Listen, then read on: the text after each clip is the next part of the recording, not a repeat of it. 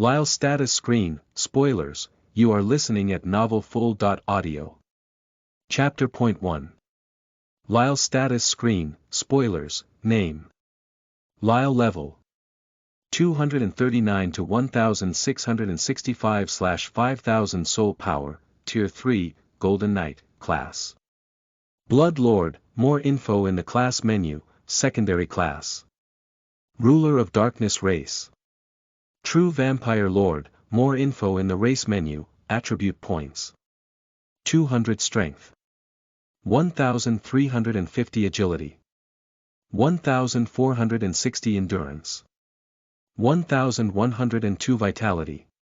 1102 willpower. 1200 spirit. 1430 skills. Active, 11. Blood Art, Blood Spear, improved version. The host will be able to manipulate blood into the shape of a spear with less mana cost and trouble compared to simply manipulating the blood into other shapes. The more mana and blood are used for the skill, the more powerful the spear will become.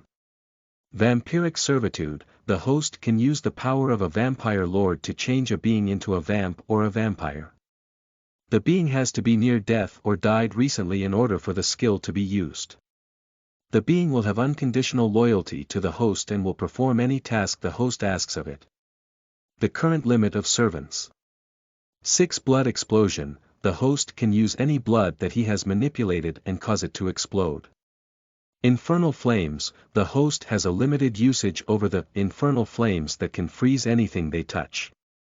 The host can use the flames in order to summon the infernal flames and launch them at the enemy.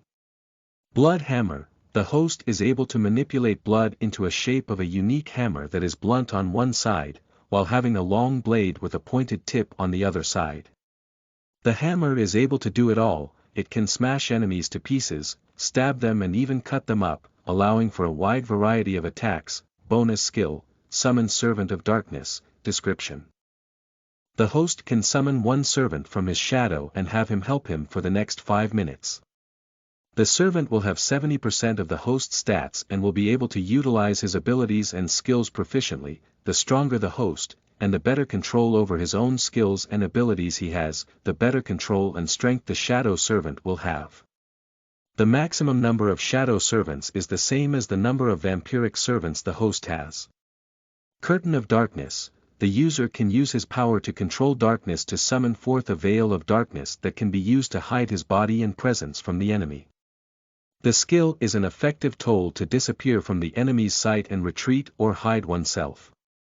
Spear of Darkness, by manipulating darkness itself, the user can create a spear that was filled with the corrosive and destructive power of darkness. The wound that was created by the spear would be covered by the power of darkness, making healing incredibly difficult. Furthermore, the power of darkness would enter the body of the enemy and corrode it, destroying it from the inside. The enemy can only use mana to suppress the corrosive power. Night Rush, by enveloping oneself with darkness itself, the user will move with much greater speed, his footsteps will be completely silent and his presence will be almost impossible to be noticed. Blood Rush, by boiling his own blood, the host will receive a large boost in stats. Warning, using the skill for too long will damage the host. Blood Mist, the host can transform himself into a mist made out of blood, heavily increasing his speed and physical resistance, but making it impossible for him to attack anybody, or defend himself. Physical damage is almost completely worthless against the host in this form, but magic is still lethal. Severing Slash. The skill allows the host to slash at an opponent with incredible speed, often making it impossible for others to even see the attack before it is too late. The slash would then cut and sever everything in its path. The skill is not based on speed, however, but has the spatial element incorporated in it, allowing one to divide space itself in front of him, severing anything. Vampiric Eye, this skill allows the host to use his gaze as a weapon. By using the skill, a mere gaze of the host could paralyze weaker opponents and stun an enemy of the same level for a moment. Passive, 6. Blood Sensitivity, the host will be able to sense blood in a radius of 30 meters around himself. The stronger the host becomes, the more powerful the passive skill will become. Tough skin, the host's skin will become tougher the more powerful he becomes, and it will take much more force to penetrate it. Thanks to the current stats of the host, the skin currently is 3 times tougher than normal, without losing any of its flexibility. Blood power. A passive skill that strengthens the host's blood, making his healing factor more powerful than before and making his blood manipulation stronger when controlling his own blood, allowing him to create weapons and items out of his blood that was even more durable. Muscle strengthening. A passive skill that makes the host's muscles stronger, thus increasing his strength and endurance. Blood bones. A passive that coats the host's bones in a thick layer of goo-like blood, making it harder for enemies to damage them. Dominating aura of a lord. The host has an aura around him that will make those weaker than him vigilant and afraid of him. Stronger enemies will feel as if the host is stronger than he is and will not attack easily. The host can use mana to empower the effect, but he can also turn it off, making it seem like he was a normal human. Ability. Blood manipulation, rank S, level 3, the host can manipulate blood in the surrounding 30 meters around himself. Blood from more powerful beings will be more difficult to manipulate, as is the blood that is still inside a living being. Darkness manipulation, rank S, level 2. The host can manipulate the darkness element, shrouding himself in it and turning nearly invisible and deleting his presence around those near him. The ability allows the host to utilize the darkness offensively as well. Unique ability, Servants of Darkness. Description. The host servants that have died will not truly die but will be assimilated into the host's shadow. The host can use a single skill or ability of the servant that is in his shadow for a short period of time before needing 2 hours of cooldown to use it again. Furthermore, the host can choose which servants will be in his shadow and can fuse with one, gaining their abilities and skills as well as boosting his stats for a short period of time. The cooldown for the fusion will depend on the strength of the servant used, as well as the abilities and skills that they have. Transformations. Blood Lord, Awakening. The host taps into his class and becomes a true Lord of Blood for a short period of time. During this state, the ability to control blood is empowered multifold while the host stats receive a moderate increase. The host will be unable to use any weapons or attacks that do use blood. Lord of the Dark, Awakening. The host taps deep into his bloodline and turns into a true vampire lord for a short period of time. The host's ability to control darkness will receive a great boost while the stats of the host will be increased multifold as well. If the host still does not have the ability to control darkness, then the overall stats will increase even more while the ability to control the dark will be partially available to the host. The ability to manipulate blood will, however, be locked during the transformation. Final transformation, True Vampire Lord. Description. The host can transform into a true vampire lord. During the transformation, he has all of his stats boosted, as well as his 2 abilities, allowing him to utilize them in ways previously unimaginable. Furthermore, the 2 skills, Vampiric Servants and Servants of Darkness, will gain a boost as well, allowing the servants to be stronger during the duration of the ability and allowing the host to summon all of his shadow servants at once during a battle. Warning, the transformation is incredibly taxing and the host will be left in a weakened state after using it. The weakened state will allow the host to only use 30% of his powers and stats for a set duration. Chapter 1. While you are listening at novel full.audio. Clang. The sound of chains clinging reverberated through the prison, stifled by the screams of the prisoners. Some screamed out in pain while others begged the guards to let them go, trying their best to explain how they were innocent of their crimes. Lyle sat in the corner of his cell, his clothes simple rags that the guards had thrown in the cell together with his naked and beaten body. A ray of sunlight passed through a small window of his cell and provided some light. The sun was slowly setting and the only light source that Lyle would have would be the moonlight. Is this the guy, the assassin? A young guard who was passing by with another, older and more experienced guard stopped and asked.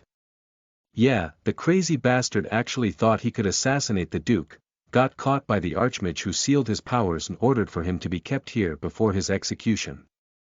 The older guard answered as he looked at Lyle with pity. Nobody liked the Duke, the man was one that simply inherited the position from his father. He was a sadist who enjoyed torturing young men and women in his chambers before disposing of them. Of course, that was something that nobody had clear proof of, but everybody knew it was true. Many who were sent to his castle never returned, while their families got pitiful sums of money with a clear excuse that there was an accident in the workplace. The old guard, alongside many, wished that the young assassin was more powerful and that he was able to kill the Duke. Alas, he failed and was scheduled for execution. His fate would be a cruel one as he was certain to be tortured by the Duke profusely before the date. Both the young man and the old guard sighed before continuing on their way. "Leave your pity for others, I won't be dying here, not yet," Lyle spoke with a low voice that nobody except for him was able to hear. His long red hair was dirty and unwashed, his skin was covered in filth and his arms and legs were shackled by mana-sealing chains that would not allow him to use mana to break out. Lyle didn't give up, however. He knew that once night fell, he would have a chance to escape this prison, and perhaps even assassinate the young bastard of the Duke. He was never powerful, his childhood was spent in the gutter, fighting for survival every single day.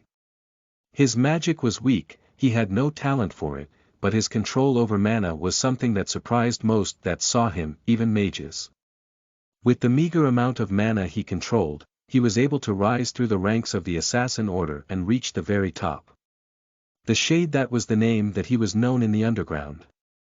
Rare were those that knew of his identity, as most of his targets were killed without the chance to even look at him. Even now, after failing to assassinate the Duke, none of them thought that he was an assassin of such caliber. That was of course his plan. He knew that assassinating the Duke would be almost impossible with the Archmage guarding him. Hell, even the best assassin in the Empire might have failed. But if he let himself be caught, then it was different. Nobody would suspect somebody like him to break out and make his way to the Duke. The Archmage would definitely not have such a powerful defense put on the Duke when he was so close to him. During the night, Lyle was different compared to his usual self. His power rose, but his mana would almost be gone. It was almost impossible for a mage to sense him, making him confident of being able to sneak up to the Duke without the Archmage finding him out. And if he did? Screw it, it was a good life. Night fell and Lyle's red hair grew longer, covering his eyes and falling all the way to his back. His fangs grew longer and his eyes turned blood red while his hair changed color. From the normal red hair, it turned pitch black. Nothing else changed, his height stayed the same, and his muscles didn't grow or become smaller. His face stayed the same as well. Lyle glanced down at the chains before closing his eyes. Suddenly all the blood that was inside the prison moved. It slowly crept to Lyle, and in a minute, a knife formed entirely out of blood was present in front of him. He grabbed the knife with one hand and twisted it around before starting to pry open the shackles. They proved to be tougher than he anticipated, so he changed his target. He started cutting the ground where the chain was located at. In about 2 minutes, he managed to cut enough and was able to stand up. The shackles and chains were still there, but he would be able to get the keys from the guard post. He knew that the people here all hated the Duke and he doubted that they would fight against him. If they did, however, his knife was ready to draw blood. Lyle came to the door of his cells and turned around. He twisted his body around the small gaps between the steel bars of the cell and managed to get out. He promptly returned his shoulders and other joints back in place before walking toward the main guard post. Some of the prisoners had seen him and called out to him, only to be met with the cold eyes of the assassin. Upon seeing the red eyes that glared at them with no emotion, the prisoners quieted down, all afraid of him. It only took Lyle a couple of seconds to find the guard post. He was situated very close to it in order for the guards to have better control over him. He came to the door and opened it. You. The old guard stared at Lyle with shock. The young guard, alongside two more, did the same. Even though Lyle had black hair and red eyes now, it was fairly easy for them to recognize him. "Mind taking these off?" Lyle asked the old guard as the latter glanced at the other three guards. "I'm still not done with my mission, I can't really fulfill it with these on," Lyle said as the guards still looked at him warily. "If you fail, hell, even if you manage to do it, we will all be killed by the higher-ups, what do I? I'll make it look like I beat you all, I have this with me." Lyle showed his red knife before disappearing from the spot. The old guard suddenly grunted in pain as his leg was cut. There was not a lot of blood coming out of the wound, but the pain was there. "If I cut you up and knock you out, then you won't face any consequences. If you still don't want to cooperate, then I will kill you all. I do promise a quick and painless death," Lyle said with a calm voice while the guards all gulped before the young guard took out a set of keys. "Please, make sure that the bastard dies tonight," the young guard said with clenched teeth as he unlocked the shackles that bound Lyle's hands and feet. Lyle stretched out a bit before massaging his hands and legs. The shackles that were put on him had been clamped down hard on his legs and arms, making it quite painful. "All right, this will hurt, but I promise that you will have no lasting injuries, they'll just look bad since that is what the higher-ups will check." Lyle moved like the wind. He cut the guard's skin and flesh apart before knocking them all out. The young guard had his arm broken as well while he stabbed his dagger deep inside the old guard's leg. The wounds looked horrifying, but they would heal with time and all that would be left would be a scar. As soon as Lyle was finished with the guards, he made his way through the prison. He already knew the layout of the whole castle. What kind of assassin would he be if he didn't do at least that much in preparation for this night after all? The prison was right next to the castle and it took Lyle a short 2 minutes to get inside. The guards that guarded the front gate would be hard to pass by, but Lyle didn't need to as he simply climbed up and entered through a window. He had previously made contact with a maid and paid her to keep that window open. It was something that wouldn't get her into trouble even if it was found out, so the maid agreed and kept her promise. He stuck to the shadows and moved past the maids and butlers. In the rare occasions where he couldn't sneak past them, he would knock them unconscious and hide their bodies. They would wake up in a matter of minutes, probably confused as to what happened to make them suddenly fall asleep. For some of the maids or guards, he had no compassion, however. Those that talked about torturing others with elated expressions on their faces, those that adored the Duke, he simply killed them all. Lyle wasn't necessarily an evil man. If he needed to, he would sacrifice the lives of the innocent to save himself or to do his mission, but if he didn't have to, he wouldn't. Lyle made sure to hurry, however, as it was only a matter of time before somebody found out about his disappearance. Even though the 4 guards were supposed to be the only ones working in the prison tonight, somebody might come down to check up on them or some of the prisoners. Chapter 2. The Duke's Castle. You are listening at novelfull.audio. Chapter 2. The Duke's Castle. It took some patience for Lyle to make his way up the castle. The guards patrolled the inside while the maids, butlers, and other servants all busily moved around, making it harder for Lyle to pass unnoticed with each floor. He still gave it his all, blending in with the surroundings, and hanging on ceilings. Lyle even took the clothes of one servant at the very beginning of his infiltration and changed into them. His long hair and red eyes made him stand out a bit too much, however. The fact that his fangs would be seen each time he spoke didn't help him either, and Lyle had to stop simply walking around after reaching the 4th floor as he was almost caught a couple of times. He still persisted, however. This was the most difficult part of his plan, well, except for the first part in which he could have died if the Archmage wished to kill him and not take him prisoner.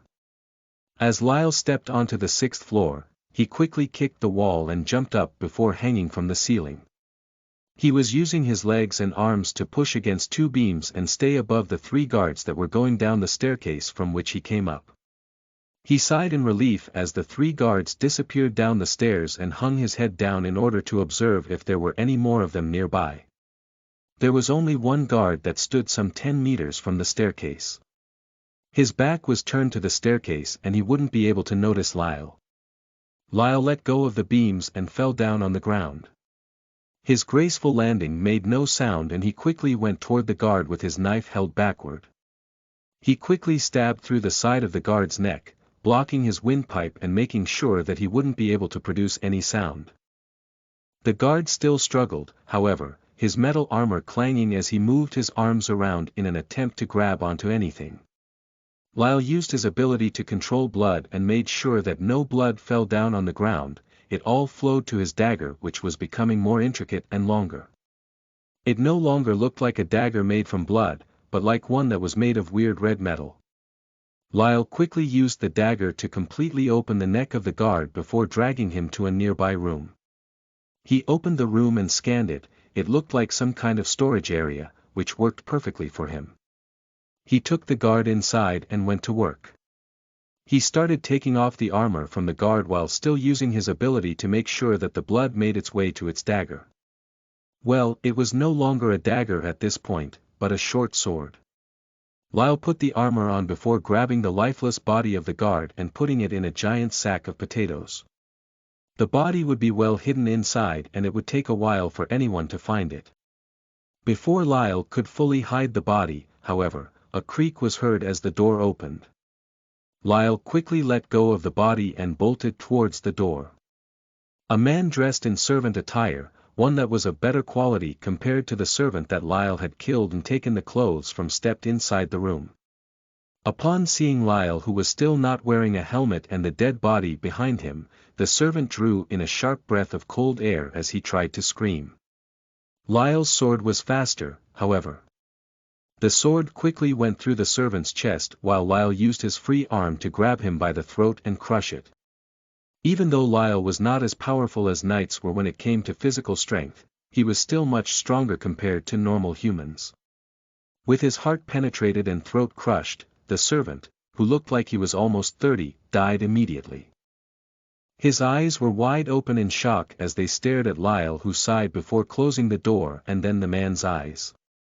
"Another unfortunate casualty," Lyle said in a low voice as he moved the man's body to another large sack, this one filled with wheat. He didn't like when he had to kill those that weren't his targets, but he wasn't going to let anybody risk the success of his mission. This wasn't the first, and it wouldn't be the last time Lyle had to kill somebody innocent in order to complete a mission. His heart had grown numb to the feeling and he cared little for his actions. As long as it could jeopardize his mission, he would go to any length to eliminate it. After Lyle put the two bodies in the large sacks, he spent some time using his ability and drawing to blood to his sword. The sword had grown long now, and although Lyle was familiar with using a sword, he felt much more comfortable with a dagger. He used his ability once again, but this time on the sword. The sword started wiggling and in mere seconds, it split in two, and Lyle was now left with two daggers in his hands. He spun them around in his hands before nodding his head, satisfied by the two weapons he now had. Lyle went for the door and opened it just a little bit, allowing himself to peek outside and make sure that there was nobody there. After confirming that the coast was clear, he went out before gently closing the door and making his way up. With the armor he now wore, nobody even glanced in his direction. After all, the guards that were stationed on the 6th floor and above were all elites, and the normal servants dared not even look them in the eyes, lest they offended them in some way. Most of the guards would never bother with the servants, some would form a sort of relationship with some of them, they would offer protection and help, while the younger, prettier maids and servant girls would give them their bodies in exchange. Some, however, were almost as sadistic as the Duke was. They would sometimes grab a servant and rape them or torture them for their own amusement. They never killed. If the Duke or any of his close aides learned that a servant had died after being taken by a guard, they would turn the castle upside down to find the guard and kill him. The Duke considered all the people in the castle as his property, and although he cared little for them and allowed the transactions between the servants and guards, and even the rapes and tortures, he would never allow one of his possessions to be killed without his approval. One thing that Lyle noticed was that with each floor he rose, the atmosphere turned gloomier. Even though working or living on the higher floors of the castle was an honor, it was also a fact that the Duke would mostly choose his victims from those that were on the 7th floor and above. He lived on the 10th floor, while the Archmage lived in one of the towers whose entrance was located on the 10th floor. Each of the 5 towers of the castle was reserved for somebody whose position was the same as the Archmage. The Duke was arrogant and a bastard, but he was quite shrewd with people and knew how to please them and their egos. He deliberately allowed all the higher-ups to live on the same floor as him, while the 5 who were most precious would live above him. The servants were only allowed till the 9th floor, the same went for the guards. The ones stationed on the 10th and final floor were those who had taken a blood oath and had become part of the Duke's personal army. Each one was not only strong, but they were also death soldiers who wouldn't even blink before sacrificing their life for the Duke. It wasn't because they were so loyal, but because the blood oath forced them to. The death soldiers wore special red armor that signified their position and power. Even the elite guards of the castle would bow down when faced with one of them. Only a handful of people knew what the 10th floor looked like and its layout, and those that had gone there would usually only live for a couple of more days before the Duke chose them as his next victim. Lyle, unfortunately, didn't manage to get the complete layout, but he knew where the Duke was. He talked with a servant girl that had gone there 2 days ago. She only knew the way from the stairs to the Duke's personal chambers, but it was enough for him. The poor girl was killed yesterday. The Duke had called her up once more and she never returned. With each floor, a servant rose, and the fear they felt increased. They couldn't do anything about it, however, as quitting the job was not possible. It was a one-way ticket to hell. Lyle stared at the staircase that led to the 10th floor before moving past it. There were still some servants and guards around and he wouldn't be able to go up at this moment, otherwise, everybody would become suspicious of him. Chapter 3. The 10th floor. You are listening at Novel Full. Audio. It was already nighttime and there were far fewer servants walking around the castle than during the day. Lyle was lucky as none of the guards had stopped him to talk or had called out to him, but he knew that his luck wouldn't last for long. He needed to find a way to get up, but it was hard. Even if he was able to get to the 10th floor, he would need to find a way to pass the guards that were definitely keeping the Duke safe. From what the servant girl had told him, there were 2 guards stationed at the staircase, but when she was returning from giving the Duke food, she saw that there were 2 more that were passing by. Taking care of the 2 guards wouldn't be too hard for Lyle. With his 2 daggers and the element of surprise, he would be able to kill them without making any noise, but if there were more, then he would definitely be unable to take care of them without any noise. He needed to find a way to get information about the number of guards at the staircase. He moved past the staircase and entered a room that was used by the guards as sleeping quarters. The sleeping quarters were full as most of the guards were sleeping right now. The Duke made multiple sleeping quarters on each floor as he wanted his guards to be able to respond to any threat immediately without needing to move up and down the floors.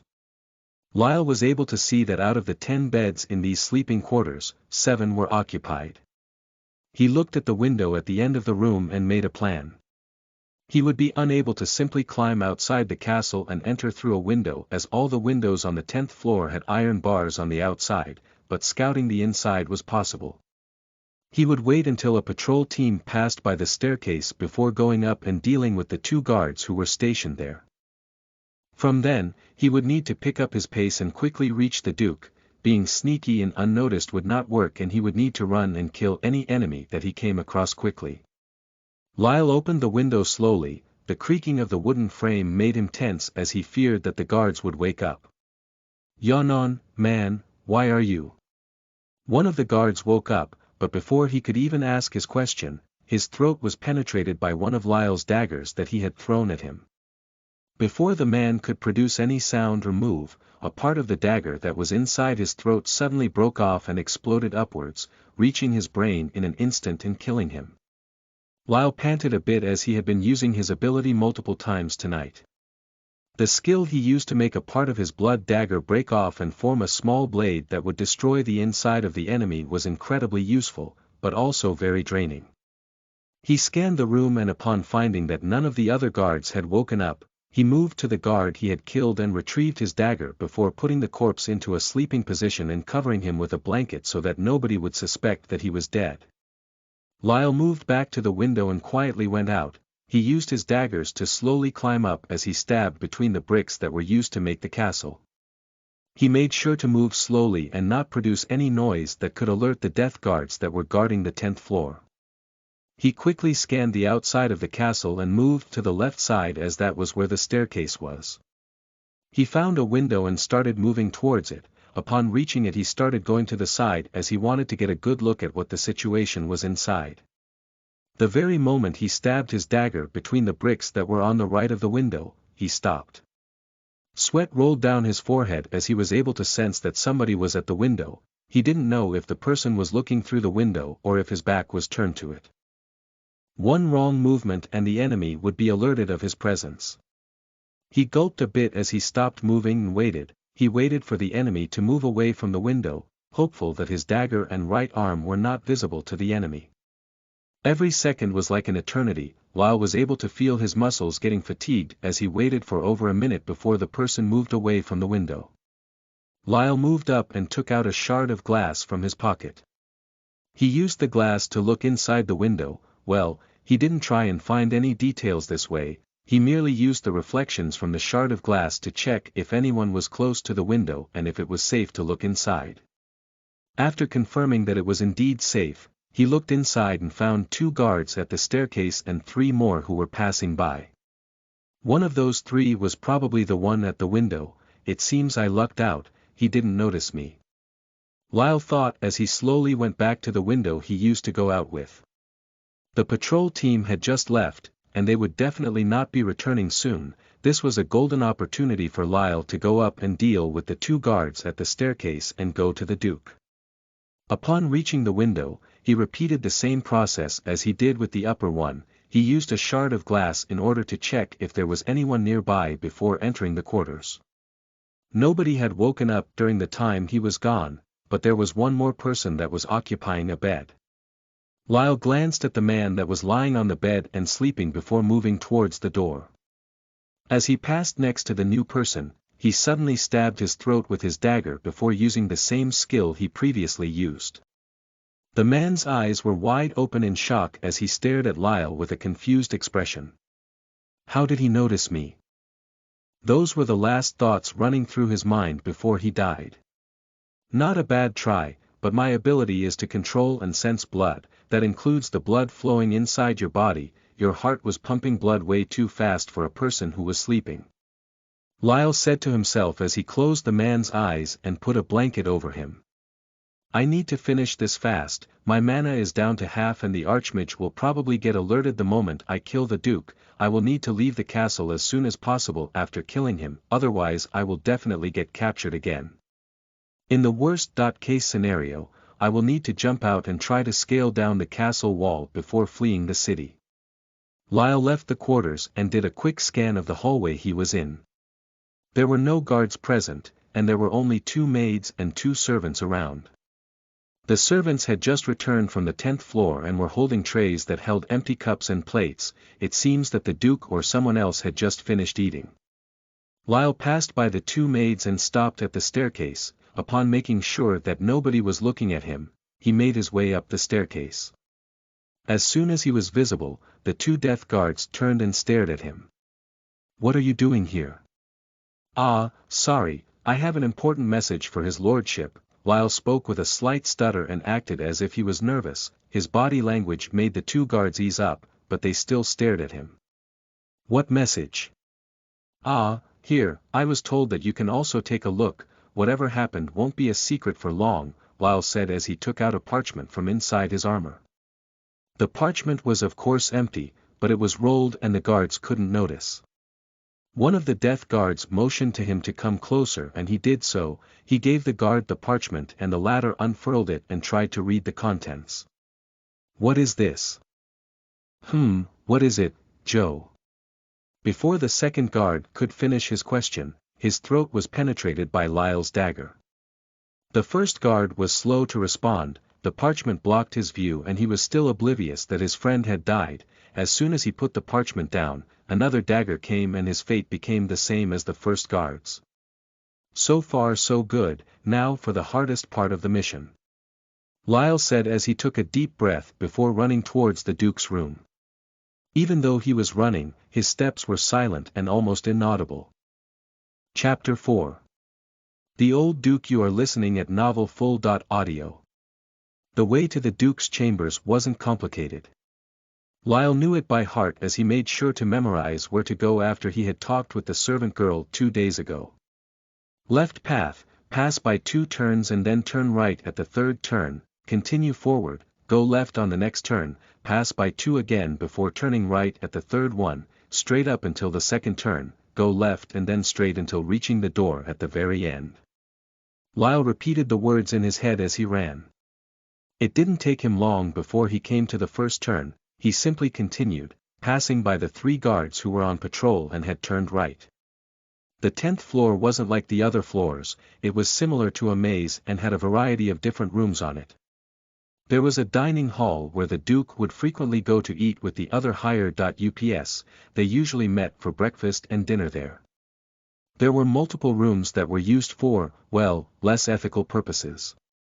Some were used by the ministers and higher-ups that resided in the castle, and even by the nobles that lived outside the confines of the castle to have fun. They would bring maids, servant girls, and even brothel workers there in order to enjoy them. Most of it would end in a harmless fashion, at least physically.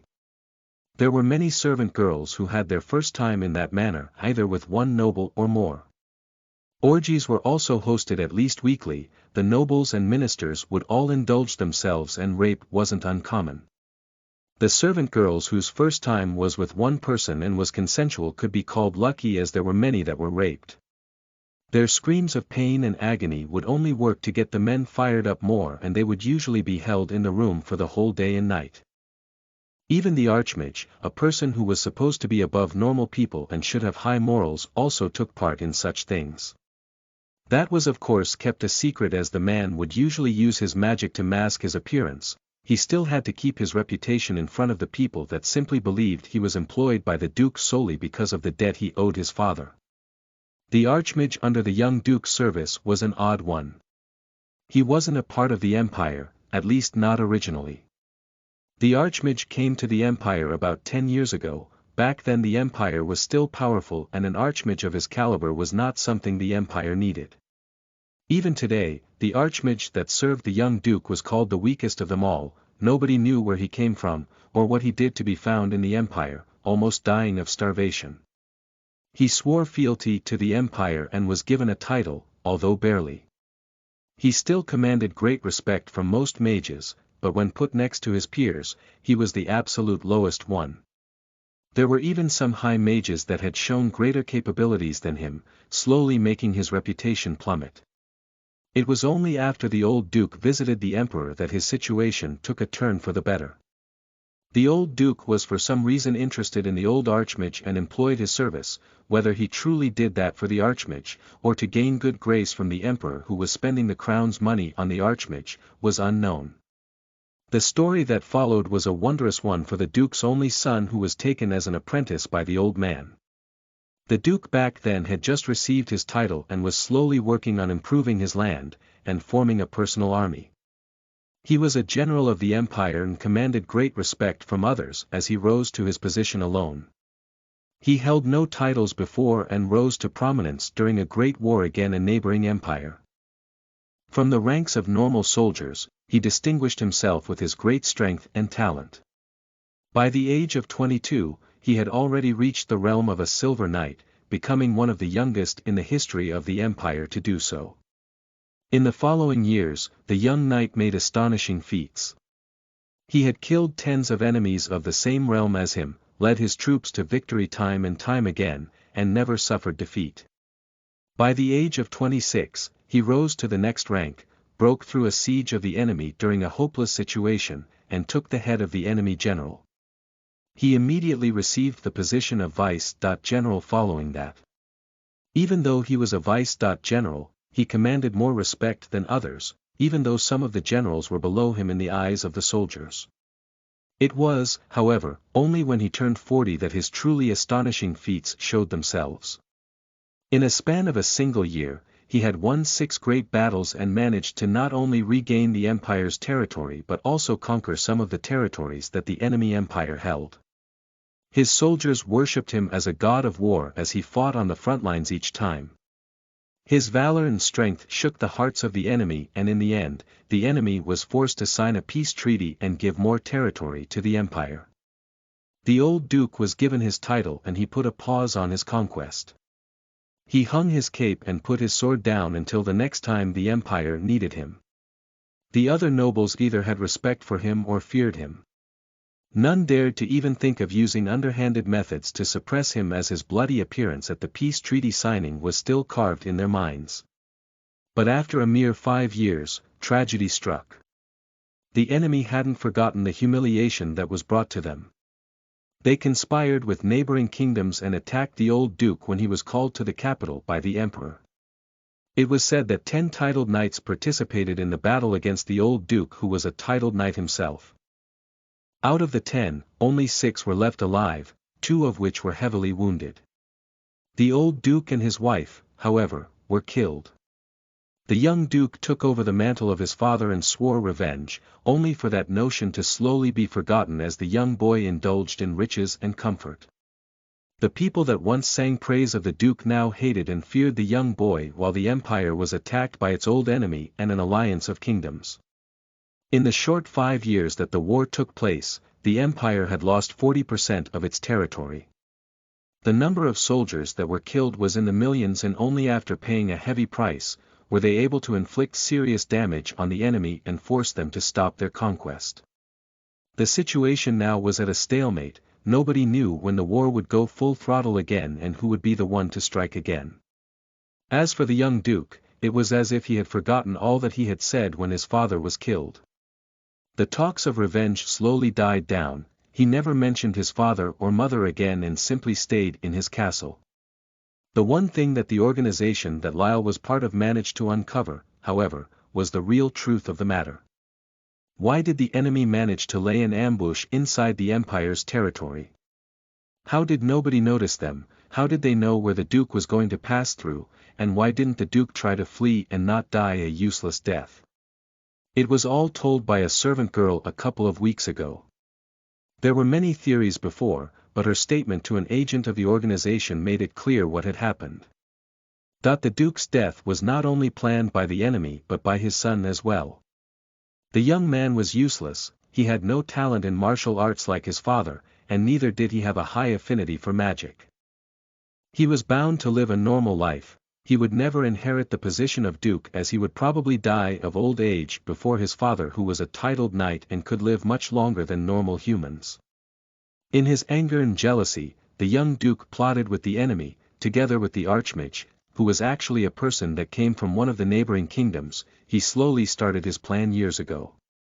With the help of the archmage and the other kingdoms, the young duke poisoned his father. It wasn't a poison that could kill the duke, and it worked slowly, but over the course of many months and even years, the poison had taken root.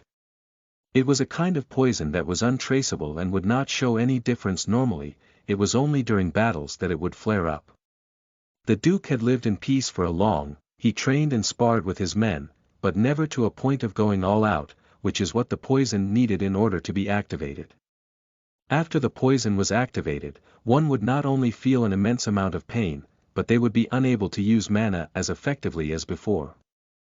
The servant girl had managed to overhear the conversation the young duke had with some person. The man wore a hood and his identity was unknown, but the contents of their talk made it clear that the young duke had plotted against his father all those years ago. It was that conversation that allowed the organization to find out what kind of poison was used and how they poisoned the old duke. The servant girl was for some reason not found out by the young duke or the hooded person, but she was still chosen by the duke to service him the next day.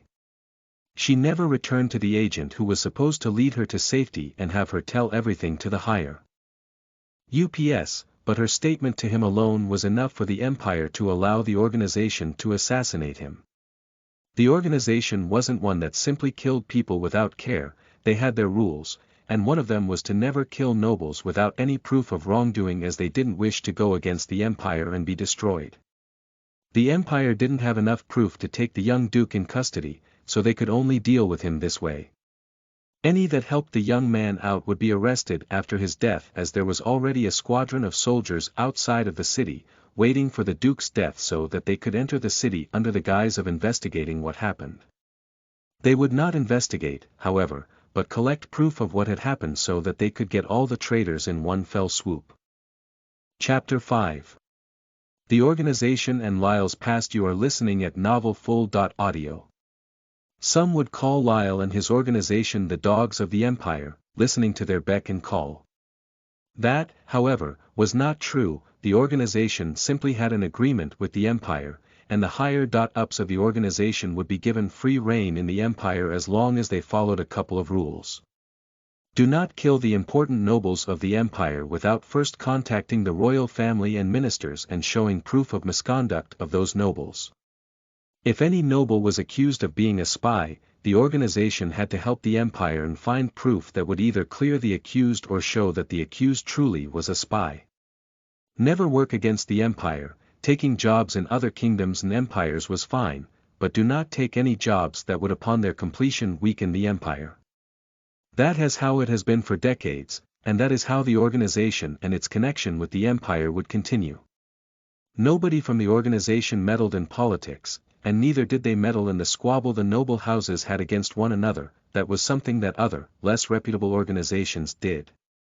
The organization wanted to exist for a long time, and thus they had made this agreement with the Empire. Most of the time, the ones that Lyle and his peers were tasked to kill or spy on were criminals, mercenary groups, minor nobles that held no power in the Empire, and those similar to them. Assassination requests from the Empire were also something that they would take. Assassinating nobles of neighboring kingdoms was something that the organization gladly did, as the payment for such missions was high.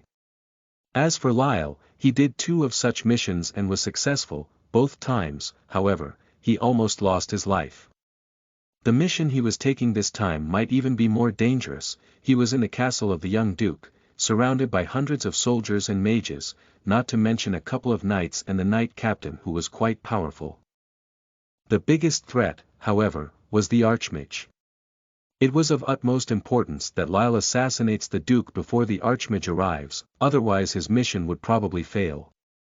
As Lyle moved through the corridors, he used his daggers with great precision. Sometimes he would throw them at his enemies and kill them instantly with a well-placed throw. Other times he would simply run past the surprised guards whose throats had been cut open. Once Lyle even came across 3 guards.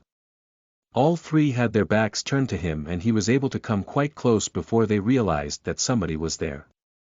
He used his 2 daggers and quickly stabbed the 2 guards on the left and right before jumping above the 3rd one who was right in front of him. The guard was in the middle of turning around when a pair of hands grabbed his head. Lyle spun as he was coming down on the ground before twisting the guard's neck and breaking it instantly. With the help of gravity, he was able to not only twist the neck but throw the whole body to the side. The 3 guards all died with their eyes wide open, not knowing what happened until the very end. Lyle kept going. The 3 guards had made sounds during their deaths, and their 3 bodies collapsing would perhaps draw some attention. He quickly moved through the hallways and continued his onslaught. None of the enemy guards, no matter how alert they thought they were able to notice him before their untimely death. Even though Lyle was young, his natural talent and strength were what allowed him to become one of the top assassins in the organization. When it came to elite soldiers, perhaps only the royal guards, whose strength was at the top of the Empire, would be able to notice him before he attacked them. These guys, no matter how shiny their armor was and expensive their equipment was, were simply not battle-hardened soldiers. All of those had left the city a while ago after fuming with rage and disappointment at the young Duke. They had all followed his father through his battles and were ready to go to hell and back for revenge, but the young Duke cared not about it. He made sure to suppress the soldiers, but dared not try anything else. Amongst them were multiple men whose power was not to be underestimated. Not even the Archmage could defeat them. Lyle continued moving. He gathered that soon some of the guards would find it weird that some patrols had disappeared, while a patrol he missed might have already stumbled upon the corpses. He reached the end of the hallway, and a great wooden door that was inlaid with gold stood in front of him. The width of the door was 2 meters, 78 inches, and it was about 3 meters, 118 inches, high.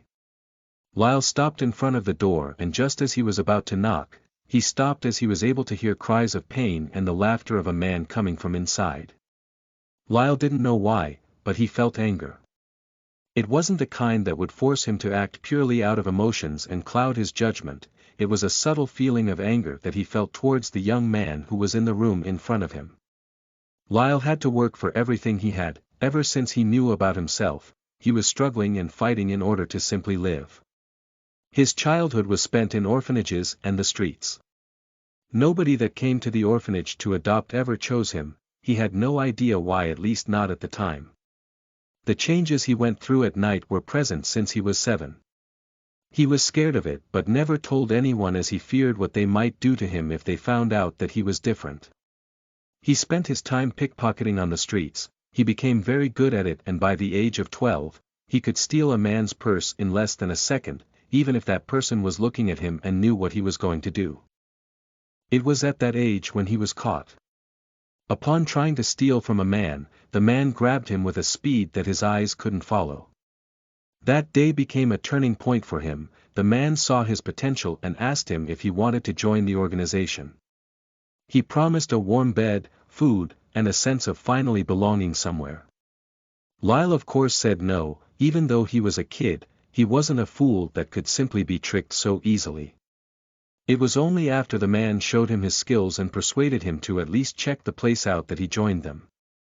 The man was strong. Even to the current Lyle, he was a figure he could only look up to. Somebody like that had no reason to lie to a kid. That was what he thought back then, and he was right. Joining the organization was the best thing he ever did, and his life changed from that moment. The training sessions and theory tests were difficult, and by the very end, only Lyle and 4 more people managed to pass. In the beginning, there had been over 100 of them. He spent years reaching this level and finally could somewhat live in comfort. But the person at the other end of the door was the opposite. He was born with a silver spoon in his mouth. He had parents that cared for him, and he could get anything he wished for simply by saying it. No hardships, no struggles. The young Duke had none of them. And yet he plotted against his parents and was the cause of their death. He took over his father's territory, and for what? For a title, for the satisfaction of now having nobody that was above him in his territory. Not only that, but he was a bastard, one that Lyle truly disliked. He wouldn't say he hated him, he wouldn't say he hated anyone. It was too powerful of emotion, one that a good assassin had no need for. The same went for love. Being with a woman was one thing, it was a physical need that had to be fulfilled from time to time. But falling in love, loving a person more than you love yourself, that was something fools did, and assassins couldn't be fools. Hearing the screams of the young woman behind the door woke Lyle out of his stupor. It was rare for him to stop and start thinking so deeply during a mission. He would need to clear his thoughts until the end of the mission and meditate for some time after finishing it. He had to know why he suddenly felt such emotions and control them. He didn't want them to interfere with any of his missions in the future. He didn't bother knocking, he simply grabbed the door handle before opening the door and entering the room. Chapter 6. The Duke's Chambers. You are listening at novelfull.audio. Chapter 6. The Duke's Chambers. The room in front of Lyle was empty. It was a living room of sorts that was about 200 square meters, 2,152 square feet, in size. The furniture of the room was made of rare wood and gold. The old Duke was not the one to make it like that, as he detested using the money for such expensive things. From what Lyle knew, the old Duke was a man who, although was the Duke, kept his living quarters simple. There was a fireplace at the end of the living room. The wall above the fireplace was decorated with hunting trophies and a large painting of the young Duke with his parents. Probably for pretense, Lyle thought as he looked at the painting. The young Duke was one that sold out his parents and had a hand in their death. There was no way such a person would have a painting of all 3 of them in the living room because he missed them. Lyle continued observing the room. bottles of liquor were opened and left on the table and floor. Some had obviously fallen down from the table and Lyle could see small puddles of liquor on the floor. The sofas were made out of leather, and not just any leather, but the leather of powerful monsters that had been hunted by the Adventurers Association and sold in order to make a profit. The whole room simply screamed luxury and Lyle scoffed at it. He hated such rooms, they showed the difference between those that were wealthy and poor. Just one of the sofas cost more than what an average family makes for the whole year. Although he had decorated his apartment and made it look nice, he mostly used average materials for that, as he also felt that making it too luxurious was simply a waste of money. He could spend his money to acquire more powerful weapons, better armor, and so on. Arg! Another scream was heard. Lyle quickly stopped his observation of the living room and looked to his right. The door of the room on the right was open a little bit and he slowly went to it. Lyle's footsteps were completely silent, and as he approached the door, he could hear the screams of a girl and the laughter of a man clearer. "Come on, the night is still young and there is so much more to be done, don't tell me you are already finished," a young man said as he stared at a girl that was completely naked and tied up in front of him. The girl's arms and legs were tied by rope and she was currently in the middle of the room, a mere inch above the ground. Her entire body was filled with wounds, some were marks from the whip in the man's hand, while others were from being slapped, punched, burned by fire, and more. Her breasts were completely red as multiple cuts were open from the whip, the same went for her back and buttocks. As for the place between her legs, 2 wooden toys were currently inserted in 2 holes while 2 strings kept them inside. Blood could be seen flowing from between the girl's legs as she cried pitifully. Her hair was a mess and her face scrunched up in pain, but it still couldn't keep her beauty hidden. The man on the other side was also a looker. He was about 176 centimeters, 5 feet 9 inches, high and wasn't muscular, but not too slim either. The workouts he had to follow back when his father was alive made his body relatively strong, and even after the old man had passed, the young Duke continued his training as it was something he had grown accustomed to after years of doing it. The Duke's amber eyes stared at the girl who was looking down at the floor and begging for mercy. He smiled cruelly as he came to her. His golden robe was decorated by golden threads and the image of a lion roaring, the crest of his house. The young Duke came to the girl and grabbed her face before lifting it up. "Look at me," the girl still looked down, afraid to look at the young man in front of her. "Hey!" the Duke yelled out. "Look at me," he said once again, this time in a calm and collected manner. The girl shuddered and met his eyes. He smiled warmly at her before speaking. "What do you mean, show mercy? I have chosen you to be the one to warm my bed tonight. It's an honor to do that, you know." The girl continued looking at the Duke as tears welled up in her eyes. "We still haven't even laid to bed and yet you want me to stop? Hell, I was even considerate enough to first warm you up with those 2 toys before sleeping with you, and yet you show no gratitude. Perhaps I have been too soft on you." "No, my lord, please." The girl stuttered as she spoke, her voice shaky and full of fear, as were her eyes. "Good, now then, let's continue," the man said as he let go of her face. "Each time the whip hits you, I want you to thank me, understood?" the young Duke asked with a warm smile as the girl looked at him in fear. "Afraid not," a cold and indifferent voice said behind the Duke as 2 daggers were thrust at his back. The young Duke didn't even have time to respond before the daggers plunged into his back. Well, they were about to when the daggers, together with Lyle, were sent flying to the wall behind the Duke. The robe was suddenly blasted open, destroyed by the powerful spell that was launched by the young Duke's body. The naked torso of the Duke was now visible to Lyle, who stared at him with vigilance. "An enchantment, no, this is." Lyle's eyes were wide open as he looked at the lines and symbols on the Duke's body. They shone in bright blue and moved around the body, creating an enchanting sight. A body rune, the Archmage was actually capable of doing something like this. Lyle spoke as the young Duke stared at him in anger. "Who the hell are you? How did an assassin get into my chambers?" Those worthless pieces of shit, I'm going to kill all of them tomorrow. The Duke said with anger as he stared at Lyle, this time with some apprehension. For an assassin to get into his chambers like this was no easy feat. He knew exactly how many guards patrolled the floors, especially the floor he was on. Wait, why do you look familiar? The Duke suddenly asked as he stared at Lyle with great interest. The assassin from before, you are the one that Iron caught. The Duke said as he pointed at Lyle, who smirked at him before getting up and summoning his 2 daggers that suddenly floated to his hands. Correct, Duke Orsted, I am the assassin from today. It is a pleasure to meet you, Lyle said as he bowed slightly, his mouth still curved upwards as he glanced at the Duke. But how is that possible? You were captured and put in prison. I am certain that they used suppressing shackles on you. How did you get up here? Ah, yes, that they did, but unfortunately that isn't that useful against me. As for how I got here, tricks of the trade, Lyle said as he spread out his arms and approached the young Duke. It doesn't matter, you won't be able to kill me, my body is indestructible, Iron made sure of that. Once he arrives here, I will put you in a special cell and torture you until I die. For someone like you to come here and try and kill me, I will make you beg for death.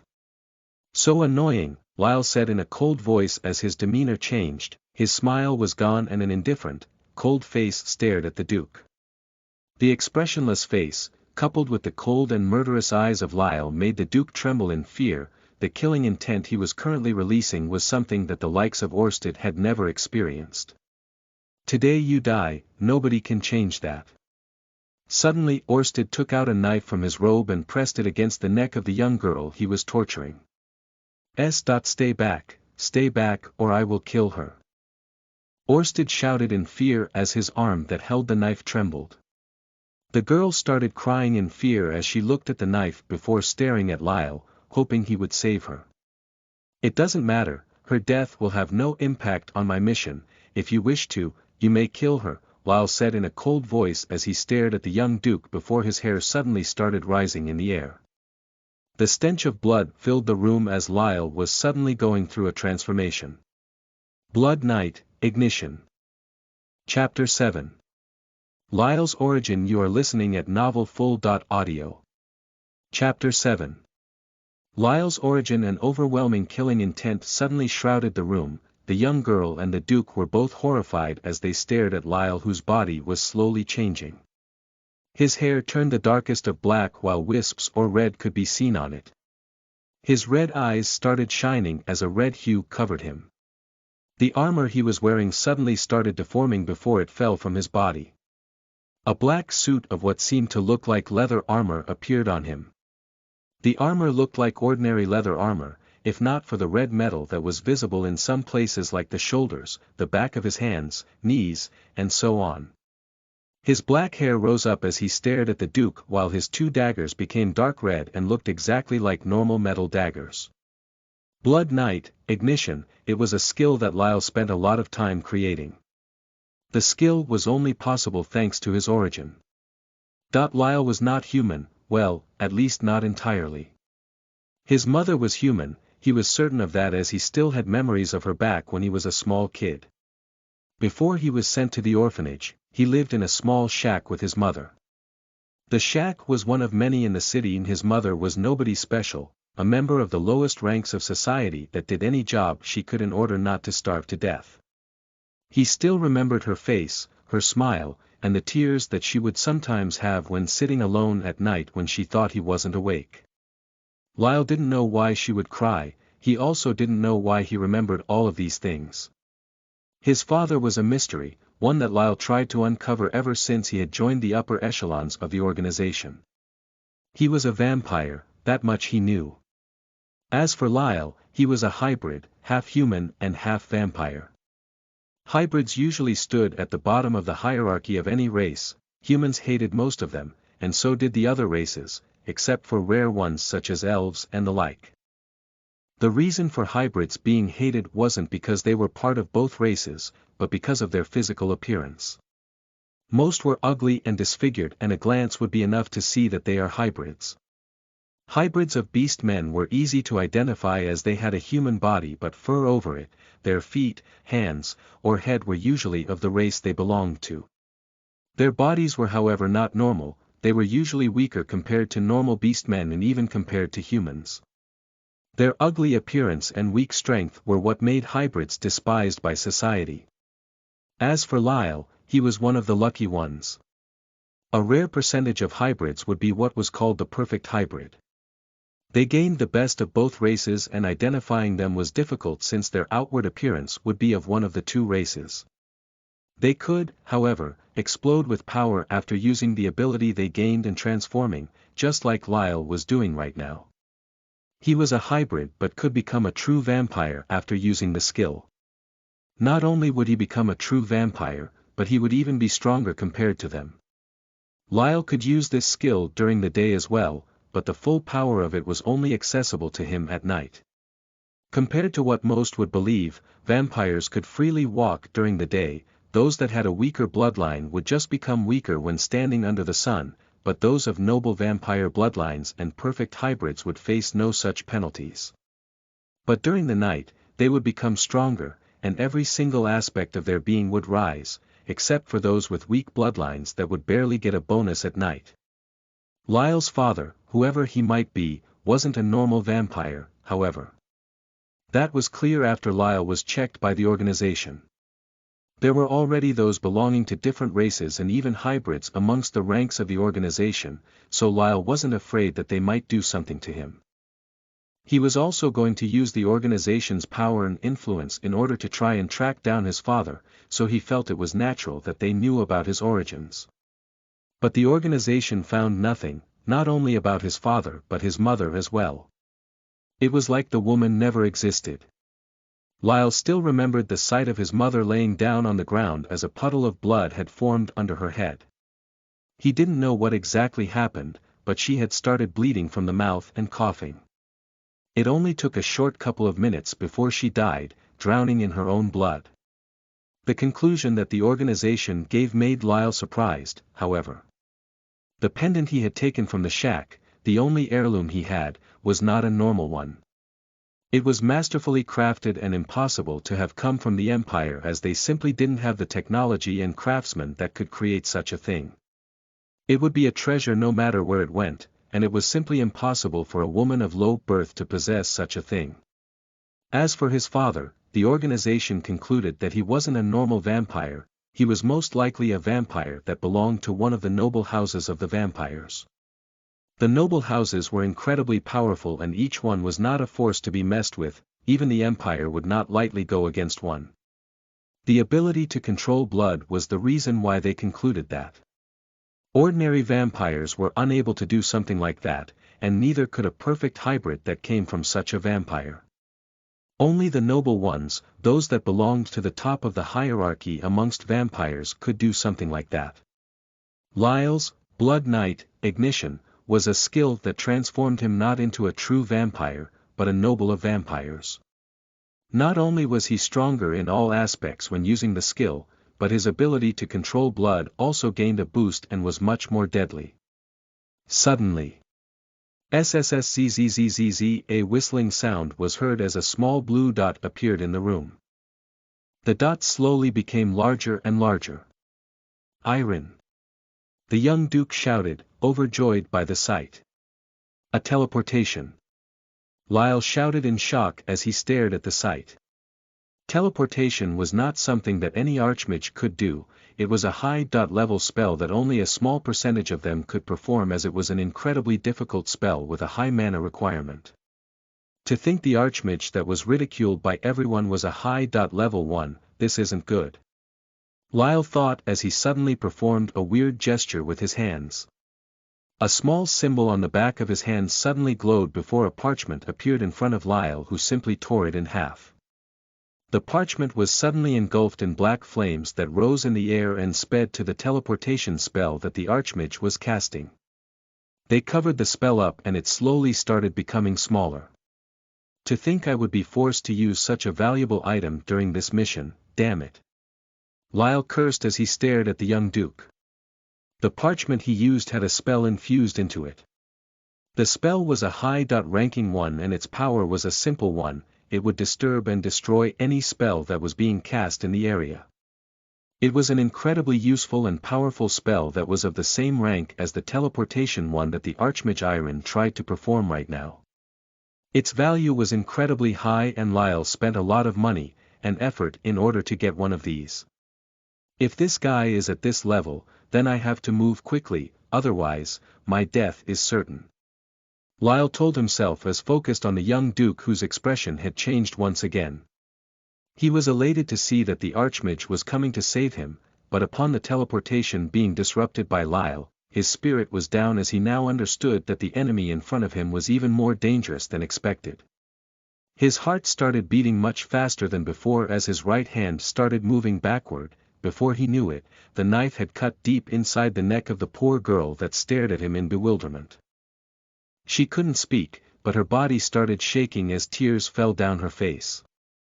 Lyle stared at the young Duke before looking at his daggers and suddenly fusing them. The blood from the girl suddenly floated over to him as the Duke screamed in terror. He didn't even realize he had cut the girl and that she was near death, but for Lyle, it was something that would help him since he now had a lot of blood that he could control. In a matter of seconds, most of the blood had left the girl's body and flown over the Lyle before a red spear was created from it. He looked at the spear and nodded before pointing it at the Duke. "Sorry, but it seems I don't have a lot of time, so I'll be ending this quickly." Chapter 8. The Duke's Death. You are listening at novelfull.audio. What are you doing? Stop it, get away from me. The Duke yelled as he tried to get away from Lyle, only to quickly hit the wall with his back as he stared at Lyle with fear.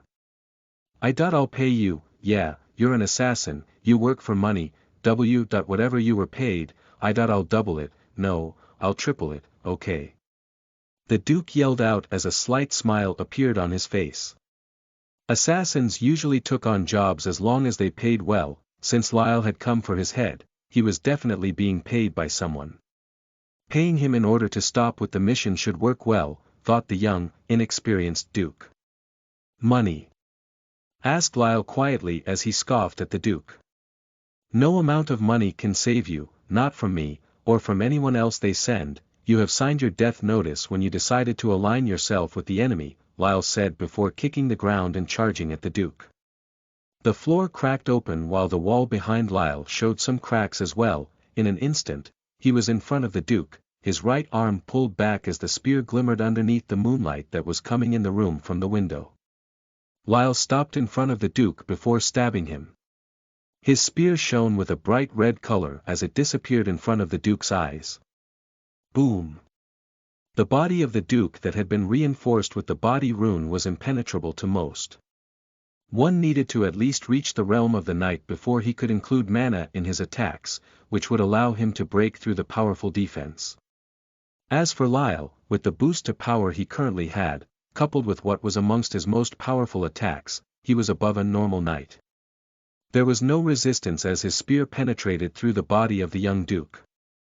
The runes glowed brightly, but broke and scattered in the air as the defense they provided was not enough to help Orsted out. The spear continued through and hit the wall, penetrating through it and making it crumble. A large hole had been created in the room and one was able to see the city that spanned hundreds of meters around the castle. Orsted stared at Lyle before looking down. He wordlessly stared at the spear that had penetrated his body and destroyed the wall behind him. He could feel the cold breeze on his back as he closed his eyes. Aligned with the enemy, so that was it, I was found out. The young Duke said in a calm manner. They sold me out, huh? Orsted asked Lyle, who shook his head. You were found out by a servant girl a couple of days ago when you spoke with a masked man about the murder. Judging by how easy it was for her to overhear it, they probably planned it. Overheard by a servant girl, as if. Orsted scoffed before coughing up blood. Planned, this was all planned by those bastards, how dare they betray me, after all that I've done. What you have done, you have done a great job at being a bastard that cold-bloodedly killed his parents and betrayed the empire which you were supposed to serve. Honestly, this kind of death is too good for you, Lyle said in a cold tone as he took his spear out before kicking the Duke.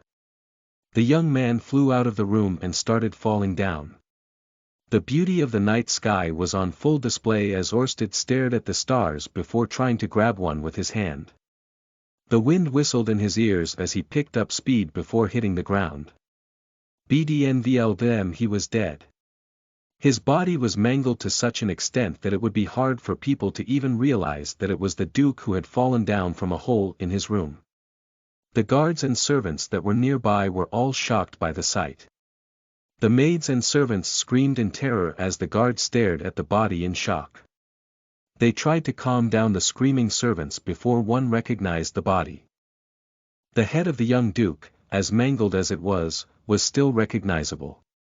His long blonde hair, the amber eyes, even though they had fallen out of the eye sockets, they were still recognized by the guards who started panicking as well. The Duke had died. From what they could tell, he simply fell to his death, but they had heard a loud boom and seen bricks fall down from above before. The body fell down soon after, and after looking up, they could see that there was a hole in the 10th floor. They didn't know why there was a hole, or who made it, but it immediately made them wary. As for Lyle, he was currently facing an old man that had entered the room at the same time he had kicked the young Duke. The old man wore a gray robe and had a long beard that came down all the way to his chest. His face was wrinkled and his eyes were black. The body of the old man was skinny, very skinny. He looked like a frail old man that would get blown away by the wind. His arms were bony and there was not even an ounce of muscles on them. But if anyone was to underestimate this old man, they would regret it dearly. He was Iron, one of the archmages of the Empire and the one that served the Duke. Even though he was considered to be the weakest out of all the archmages, he was still a force to be reckoned with. With Lyle seeing the body rune on the young Duke and the teleportation skill that the archmage previously tried to use, he now knew that the old archmage who was belittled by his peers had kept many secrets. To create a body rune was something that a high mage could do, but it was a spell that most would not even try to learn thanks to its difficult learning curve. As for the teleportation spell, it was one that was many times harder to learn. Not only did the user need to have enough mana to teleport, but there was also the prerequisite of having a high knowledge of space and spatial magic. Only archmages could perform the spell, and usually, it was higher-end archmages that were able to do it. There were documented cases where a high mage could use teleportation in larger, more powerful empires, but it was a rare case since those were geniuses that would appear once in millennia. "What have you done?" The archmage roared in anger as he stared at Lyle with a murderous glare. A heavy sense of oppression appeared as mana started responding to the old man's anger. "My job." Lyle shrugged his shoulders as he spoke. He seemed calm and relaxed, but inside his mind was churning with ideas of how he might escape. Fighting an archmage was beyond his capabilities. He wasn't certain that he could defeat even the weakest of archmages even with a sneak attack, not to mention one that had hidden his capabilities so deeply for so long. The only way of surviving was to flee. There was no other choice for Lyle as he knew that only death awaited him otherwise. He flashed a grin at the old mage before jumping through the hole. His spear suddenly turned liquid before it took the shape of a whip. Lyle coiled the end of the whip to the steel bars of the window next to the hole before he started running down the wall of the castle. He would be unable to do such a thing in his normal state, but in his Blood Knight mode during the night, his overall stats were greatly boosted and he could do something like this without any problems. The old mage came to the window and scoffed at Lyle before creating a small blade of pure mana. He sent the blade to the whip and cut it off, making Lyle jump off the castle wall as he felt the whip loosen up. He quickly turned in the air and glanced at the archmage that was pointing his staff at him whilst chanting a spell. A formless ripple was suddenly launched from the old mage as Lyle widened his eyes in shock before quickly using his whip to coil around an open window. He quickly used the momentum shift and moved his body to the side. The formless ripple hit the place he was previously at and the wall of the castle was suddenly cut with no resistance. Screams could be heard as some blood flew out from the half-meter wide cut. The old mage had seemingly hit someone that was next to the wall. Lyle used the momentum from the whip and aimed at a window before turning the whip into blood and reforming it into a shield that he used to shield himself from the glass after he broke through the window. He quickly rolled and created 2 daggers before breaking into a sprint. He had to quickly leave the castle, otherwise, the Archmage was definitely going to kill him. Chapter 9. The Appearance of the Mysterious Three. You are listening at novelfull.audio. Lyle sprinted through the castle halls. The guards and servants that managed to see him were at first confused by the man in black who was running with all of his might, but the guards quickly collected themselves and grabbed their weapons. "Halt, who are you?" The guards yelled out as Lyle suddenly appeared in front of them, his speed exploding as he drove his 2 daggers through the necks of 2 guards before passing by them. A fountain of blood spurted out of their necks as the remaining guards were shocked at the sight. To see 2 of them killed in such a swift manner made them confused and they didn't know what to do. Should they try running after Lyle, or should they stay and try to save the 2 guards? Their answer came soon as the Archmage Iron appeared. He was flying and entered through the broken window before stopping in front of the guards. "Where did he go?" "Teed that way, my lord." One of the guards answered as Iron blasted past them, his speed even greater than Lyle's. The guards glanced at each other and gulped, fully aware that this was not something they could participate in. An alarm had been risen in the castle a couple of seconds ago, but most still had no idea why. Only those in the courtyard in front of the castle and the death guards together with the ministers and other higher-ups of the dukedom knew what had happened. Lyle ran with all of his might. His goal was to get out and try to lose the Archmage in the city, or if that wouldn't work, in the forest adjacent to the city. The Empire had dispatched troops to arrive and take control over the castle, and they should be arriving soon, but Lyle doubted that they would be able to take down the Archmage by themselves as nobody had expected that he was this powerful.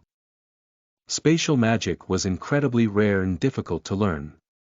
There were only 2 mages in the entire empire that knew it. One was one of the oldest and most powerful archmages of the empire, while the other one was his student, a high mage that was on the brink of becoming an archmage himself. Even if Iron only knew 2 spells when it came to spatial magic, it was enough. The spell he used to attack Lyle was probably Spatial Cut, one of the simplest spatial spells that existed, but also one of the most powerful. The area of effect the spell had was limited, but almost everything in existence could be cut by it. The only weakness it had was its long casting time and relatively slower attack speed compared to other spatial spells.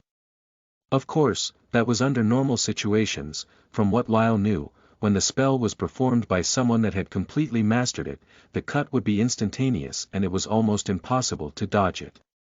The slow casting speed of the teleportation spell and the cut made Lyle understand that the Archmage had only learned the basics of the 2 spells, but that was enough to make him much more powerful than a normal Archmage. As for what element the Archmage was most proficient at, Lyle previously thought it was fire, but that was what everybody thought, and since the power of his fire spells was lowest amongst all Archmages, it was probably not his true specialty. Lyle ran through the halls, jumped out of windows, backtracked, and did all kinds of things in order to confuse the Archmage who was following him. His race trait allowed Lyle to hide his mana perfectly and Iron was unable to use that to track him, otherwise, he might have already been caught by him. Alarm bells were ringing furiously through the castle and all the guards had gotten up and were ready for a battle. Lyle had to kill many of them during his escape and sometimes he had to take an alternate path since there were simply too many of them. Arrows and bolts were launched at him, and so were spelled by some weaker mages, but his speed gave him a huge advantage and they were unable to land a single blow. As the castle was in chaos, an interesting phenomenon was taking place in the void around Corleone, the planet Lyle was at. Many bright lights appeared in the void and converged on the planet while a crack appeared in the void itself. The crack enlarged before the fabric of space and time was torn, and out of it, 3 figures appeared. The 3 floated in space, undisturbed by the shining lights that looked like a river of stars had appeared around the planet. The void didn't bother them as they simply stared at the planet before a man who was in the front took a step forward. A single step was all he needed to bring himself thousands of miles to the front and stand right above the planet. The two other figures, a man and a woman, followed after him until they stood right beside him. So this is the new planet the system has found. It has a decent amount of mana, and good size, and there seem to already be some beings that were close to transcending. It has potential. The man at the front spoke, his mouth however was kept shut while his voice rang inside the heads of the two people behind him. Will the Order claim the planet, Master? One of the figures, the man asked. Probably, nobody else has found it yet. It would be best if we prepare for conflict, however. The man in the front replied. The Terrans are locked in battle against the Alcades. I don't think we will need to worry about them for some time. The woman spoke as both the men nodded their heads in agreement. Yes, but those pesky Oleades are constantly on our trail. We can't let information about this place leak to them before we do the necessary preparations to welcome this new planet in our ranks. First, let us meet those who are close to transcending. The man spoke as he grabbed at the void in front of him. In a grand castle that was situated on a cliff, a young woman could be seen sitting atop a throne. Her long black hair fell down to her breasts as a long red dress hugged her body tightly. Her beauty was enough to make people wage wars for her, and that did happen multiple times in the past, but now she stood at the top of the world as she was the Empress of the Night, the oldest and most powerful of vampires in the world. Suddenly the Empress looked up, a confused look appeared on her face before her body was suddenly lifted from the throne and she disappeared. The guards, maids, and nobles that had gathered to discuss important matters were shocked by the sight as they simply stared at the throne. On a different part of the planet was an empire. The size of this empire was so vast that the one that Lyle belonged to would be considered a village compared to it. In the capital of the empire stood a golden castle. It was hundreds of meters high and seemed to connect the sky with the earth when looking at it from below. A man dressed in a golden robe stood atop a balcony that was situated on the top of the castle. A beautiful woman stood behind him, hugging him and whispering sweet words of love to him.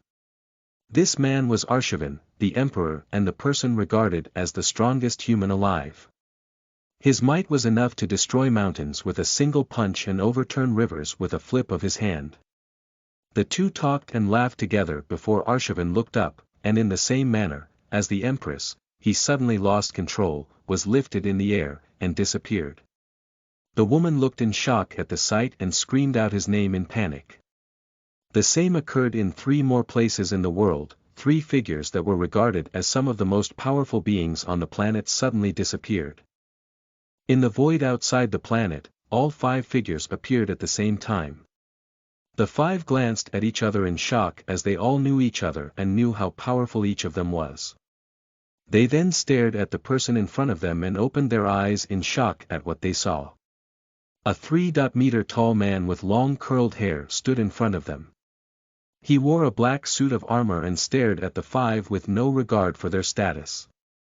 Behind him stood a man that was about 1.8 meters tall. His black eyes looked like they contained a black hole while his short red hair made them think of fire for some reason.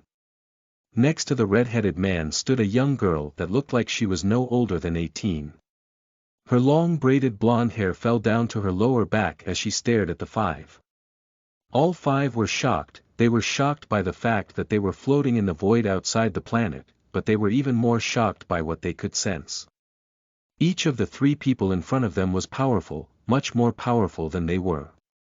The 2 that stood a bit away from them gave off a dangerous aura that let the 5 know that they were not on the same level at all. As for the 3-meter tall man, he gave them a sense of hopelessness. It was as if a god stood in front of them.